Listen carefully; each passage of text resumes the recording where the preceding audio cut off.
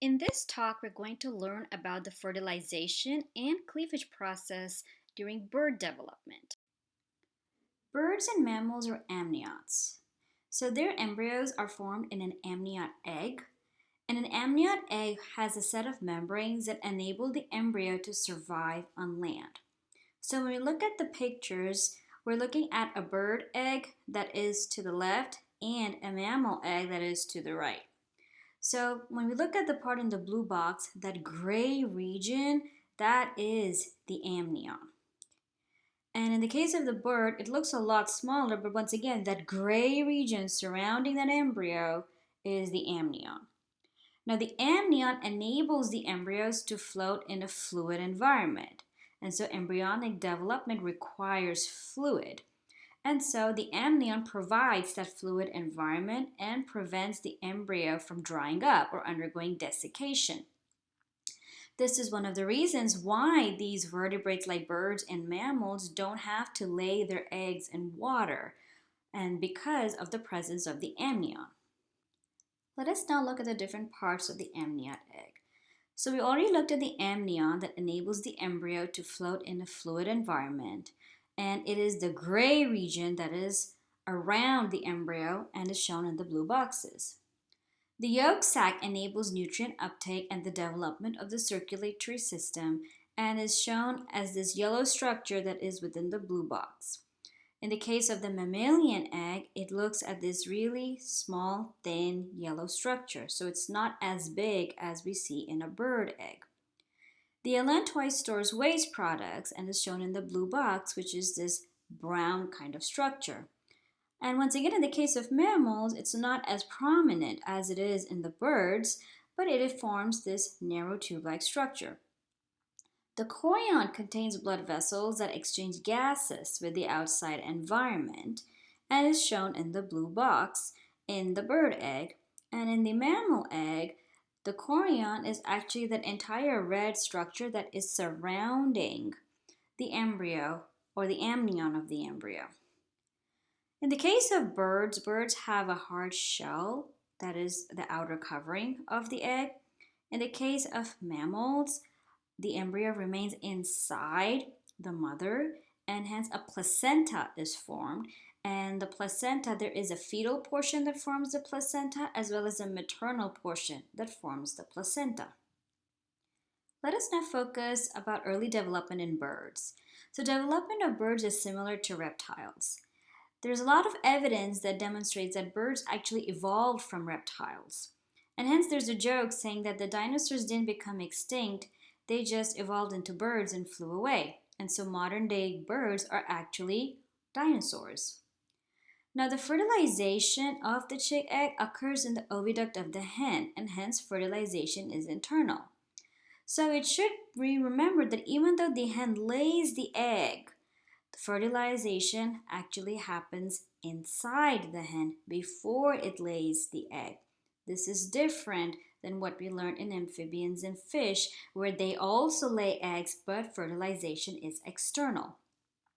Early development events from the zygote to the late blastula stage actually occurs in the mother. And hence, before the egg is laid, we have seen early development events happening. The chicken egg is telolecital, which is similar to fish. And what that basically means is there is a lot of yolk and very less cytoplasm in these eggs. Now, after zygote formation, as the zygote leaves the oviduct, albumin is secreted that covers the zygote, and this is the albumin that forms the egg white that we can actually see in eggs. There is a shell that also forms, and this occurs also usually after fertilization in the case of birds. Now, what should be noted that a lot of the eggs that we actually see in the grocery stores that don't come from farms are unfertilized eggs. So regardless of whether fertilization happens or not, a hen will lay eggs. The shell, however, is formed much later. So it's after the egg or the ovum develops, the shell is formed at a later stage. Now let's look at the development in the first 24 hours after fertilization. Now there's a small disc of cytoplasm called as the blastodisc that is above the yolk. This is similar to what we saw in fish. And when we look at the figure, the blue box actually shows the blastodisc. And you can see that it is so much smaller compared to the yolk. Cleavage occurs only in the blastodisc, so what we're seeing is similar to what we saw in fish. The cleavage is similar to fish, and so please try to remember what kind of cleavage should we expect if the cleavage is similar to fish. What is that specific name? Now the cleavage results in the formation of a blastoderm. And this is where we can see the actual cleavage events, where only in the blastodisc are we seeing cell division occur, and then it forms ultimately the blastoderm. The first cleavage is central at the blastodisc. So when you look at the figure in the blue box, we can see the first cleavage, and it's happening at the center of the blastodisc.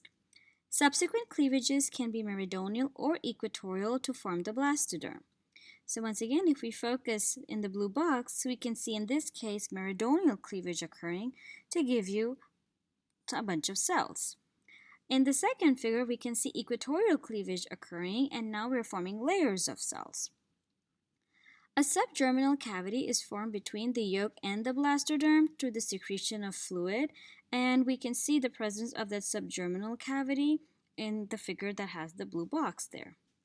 Now, most of the cells in the center will die, leaving a one-cell area. So if you focus on the figure in the part of the blue box, we can see the blastoderm, where we can see multiple layers in the middle. And most of these cells in the center will die, and we can see the one cell area that is formed, and that is called as the area pellucida. The area pellucida is surrounded by cells that form the area opaca, and that we can see in the figure at the bottom. The cells in between the area pellucida and the area opaca is called as the marginal zone. To summarize, we learned about amniotes and anamniotes and also saw the different parts of an amniote egg. We also learned about the fertilization and cleavage processes that occur in the context of bird development.